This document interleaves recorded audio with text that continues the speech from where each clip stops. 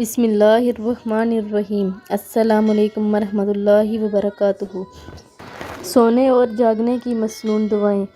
حضرت حذیفہ رضی اللہ تعالیٰ عنہ سے روایت ہے کہ نبی کریم صلی اللہ علیہ وآلہ وسلم رات کو جب اپنے بستر پر جاتے تو دایاں ہاتھ اپنے رخسار کے نیچے رکھتے اور پھر فرماتے: اللہم بسمک اموت و احیا، اے اللہ آپ کا نام لے کر مرتا ہوں، یعنی کہ سوتا ہوں اور زندہ ہوتا ہوں۔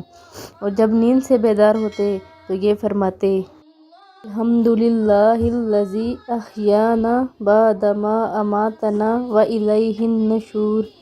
تمام تعریفیں اللہ تعالیٰ کے لیے ہیں جس نے ہمیں مار کر زندگی بخشی اور ہم کو انہی کی طرف لوٹ کر جانا ہے۔